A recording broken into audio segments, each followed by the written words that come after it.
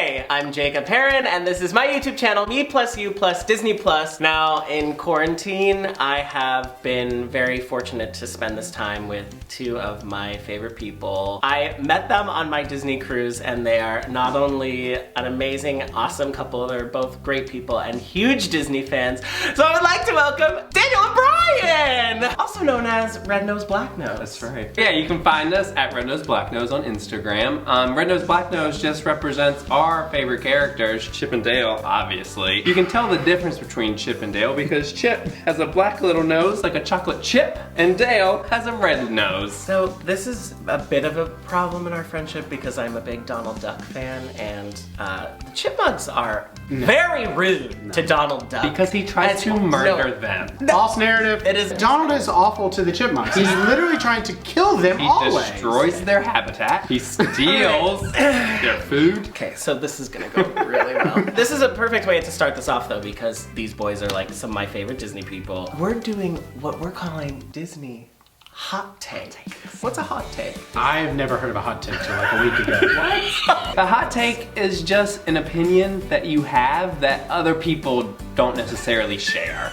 So you might really love something that everybody else hates, or you hate something that everyone else loves. It like gives people permission to share things that they may fear they're gonna be ridiculed for, but like we're creating a safe space for now. Such as bop to the top. Not Oh! that big of a bop. Stop. We had not started hot take yet. I was giving the people an example. Bop to the Top is my favorite song from High School Musical. And when Daniel watched my Q&A, he said that he thought it was the worst song. Which is false. Also a false narrative. No. So here we go. I guess it's already started. We're playing Disney Hot Take. First round is movies. Brian. So my hot take would be that The Incredibles is not a good movie and potentially the worst Pixar film. And The worst? Yeah, and they are just all terrible people.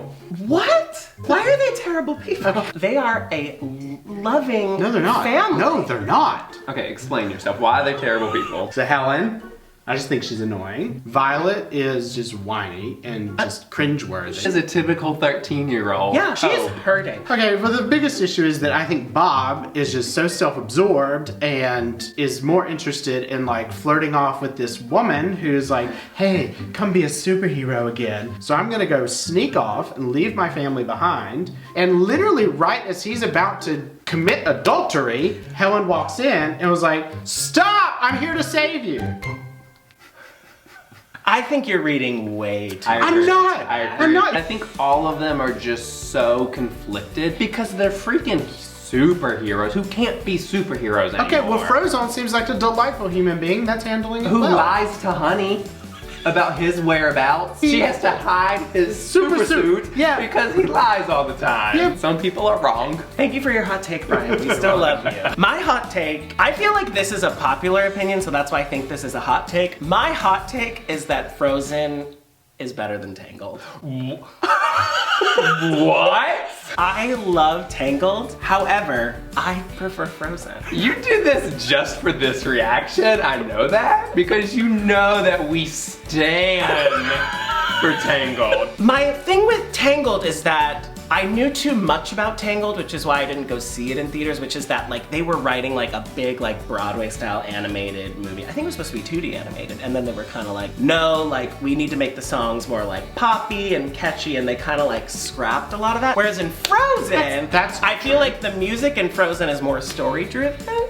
And I think it's more musical theater-esque than like, he's got a dream. That's pure like camp music theater. Is it though? So first of all, it's I've got a drink. But it also sets up this group of individuals who are gonna come back and play such a vital role in the climax of the movie. valid. And it also teaches you to understand that literally everyone has a dream Yes. that they need to follow that you might not think that they do. These ruffian and thugs, they want to be florists and concert pianists and, you know, collect ceramic unicorns. I am one of the only people that still like lives and dies for Let It Go, and I love like the drama and the like pizzazz of that number, and we just like don't get that in Tangled. Okay, so this is the thing with Frozen. Great music. I'm with you on the music. Okay. But the story is just so all over the place. The whole like non-romantic love thing, I thought was like a powerful statement. That was the first movie to really do that. No, Brave was before. I think Brave was before. I didn't like it. Oh. Okay, well, I prefer Frozen to Tangled. Okay. Thank you all for loving me unconditionally. We still love you, kind of. Daniel Ham, I'm sorry, before he does his hot take, I just need to like, he wrote pages of notes. I don't show the notes. To prep for a hot Look, take. facts are facts, America. And I just wanted to make sure I knew what I was going to talk about. All right, So my give us your movie hot hot take is that Peter Pan is just not a good movie. I watched this morning, by the way, so I was uber prepared. On Disney Plus, there's a disclaimer about the depiction of smoking in Peter Pan. You know, there's not a warning for misogyny, violence, racism. Peter Pan is egotistical, all about the attention, all about the glory. These girls are just like falling all over him. What girls? The mermaids? The mermaid Tinkerbell and Wendy. The whole movie obsessed with him, and he treats them like garbage. You know what the first thing that Peter says to Wendy? He says, girls talk too much. Ooh. And then proceeds to call her girl instead of allowing her to introduce herself. And she says, my name is Wendy. So let's get to the racism real quick. There's an entire song titled, Why is the Red Man Red? John Darling at one point says, the Indians may be more cunning, but they're less intelligent. This is a line in a movie. Talk about not aging well. I think that's a very valid hot I have two more things. There are some good characters in this movie. Number one, Nana. She is such a good dog. She takes care of those children. Second best character, TikTok. Honestly, that alligator crocodile is a gay icon. He's sassy. He's flowing through those waters. He just wants a bite at a Captain Hook. It's perfect. Mr. Smee, number 3. He has got a heart of gold. Yeah. He's got wrapped up in some bad things with some Yeah. bad people, but he just wants to make Captain It's Hook just his happy. life. And then the 4th best is Captain Hook, also gay icon. That's all I'm saying.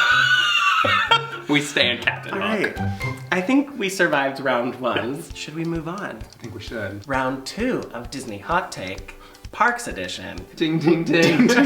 I feel like this is gonna be a little more heated because I am very like Disneyland centered, You are. and they've never been to Disneyland, but they're big Disney World people. And you also worked at Disney World. Right. And you worked at Disneyland. Yeah. Well, just DCA. I call it all Disneyland. I'm gonna start off this round of Disney Hot Take with my theme park hot take, and that is Dinosaur is a trash attraction. That's my hot take. What? Okay. Dinosaur is a ripped off version of arguably the greatest Disneyland attraction in history, Indiana Jones, and they just took that track, threw in some dinosaurs, turned the lights down low because the ride is in desperate need of renovation. And the best part of the ride is Felicia Rashad at the beginning, and then the ride is not even as good as the pre-show. So I think the Dinosaur is terrible Wow. and it needs to go. Do you have anything to say first? Sure, I'll start. Okay. It's in your top 5 Yes. attractions at Disney World. So, 1, it serves a grand purpose of taking people out of the park. There's not much in Animal Kingdom, so it's, you know, Okay. helps to people. crowd control. I believe it was also created in recession-ish type time, so there was not a huge budget for Right. it. So that's why there's really not much to it. It's very dark, but I think that adds to the thematic element of you don't really know what's going on. It has a great story. You are trying to rescue It is a great story, this but it's dinosaur. just not. It's just. We quote it literally all the time. I think that if you just had been on Indiana Jones and knowing that ride so well, when you go on Dinosaur, you're like, But if this is the thing about Dinosaur, there's this campiness to it. The darkness of it provides the thrill in the way that the darkness of Space Mountain provides the thrill. The whole family can ride it. For what it is, I just think it's perfect, and there's nothing else like it, specifically in Animal Kingdom. I just think that they could have, like, Just it? yeah. It's fair. Brian, do you have a hot take? I do have a hot take. Living with the Land at Epcot is the single greatest attraction in any Disney park globally. Globally. So for those of you that have never been on Living with the Land, because Shame on you. because you had better things to do. Shame on- Living with the Land is the slow boat ride that I don't know. What does it do? It talks about It talks land. about the land and how integral every piece of the environment is. So science, and just teaches you about like growing vegetables in non-sustaining environments. That's the important. And helping you to understand that the entire land is integrated and everything needs to be harmonious together. But the single greatest It's just so good. I can literally write it time after time. So this is what I have to say about living in the land. It's so easy. These are the positives for living with the land. It's But there are so no easy negatives. to get on. Like there's hardly ever a wait for it. And when there is, it's like 15 minutes. It's a super easy, fast pass. Number two, it is just a nice, calming, relaxing boat ride. Who doesn't like a boat ride? You do learn a lot. You get to see, you know, the inside of the greenhouse. You get to see literally where the food at Walt Disney World is produced. So That it's is really cool. It is cool. Best ride, probably not even in the top like 30. What's your park hot take? Okay, my park hot take, I think will make some people mad. I personally think that just because an attraction was built by or Walt Disney himself had a big hand in creating, that in and of itself isn't reason enough to save an attraction. So I know there are a lot of people out there who think that like, oh, like that is a day one Magic Kingdom ride or Disneyland ride. Yeah. Things can be updated, things can be changed. We don't have to leave things as a museum.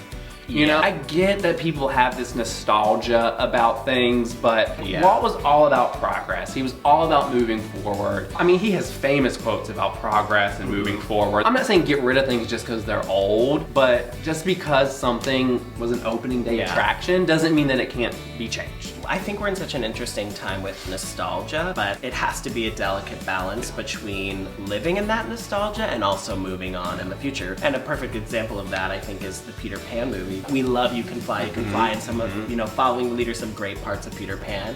At the end of the day, there's some really horrible things in that movie, and it kind of just needs to... I think especially our generation, us 90s babies, like we're all about like what we did in our childhood, what we did in our childhood. Well, guess what? There are new generations that are having childhood. Let them have their own memories. That's my hot take. We all still love each other despite our opinionated hot takes, and that's the best thing about a hot take. Also, please comment below what your Disney hot take is, because I would love to hear that. But keep the comments friendly, because that's what we do on my channel. Daniel Hamm, I feel like you know so much about how to plan out a really great Disney World vacation. Oh, I do. How do you know so much about that? I'm so happy you asked. So, I'm actually a Disney travel agent, so if anyone is ever interested in, you know, planning a Walt Disney World, Disney Cruise Line, Disneyland, any sort of vacation like that, I can definitely help you with it. All you gotta do is email me at daniel@themagicforless.com. You can also go to our agency's website, themagicforless.com as well. You can find me on there as long as with our other agents. Also follow us on Instagram, like you talked about earlier. We post from all our trips. You can get tips and stuff from that. But yeah, just reach out to me and I can always help you plan. That's Daniel@themagicforless.com. We could play hot take all day, but thank you for being on my channel! For having us. Again, we are quarantining with Daniel and Brian and have been for several weeks, so make sure to practice social distancing. We are living with them, that's why we are within 6 feet of each other. You can follow them on their Instagram account at REDNOSEBLACKNOSE for some fun pics and their fun Disney adventures. Make sure to like this video and subscribe to my channel, and also make sure to follow me on Instagram and Twitter at Jacob D. Haren. If you don't know me, you do now. If you don't know Red Nose Black Nose, you do now. And we'll see you real soon.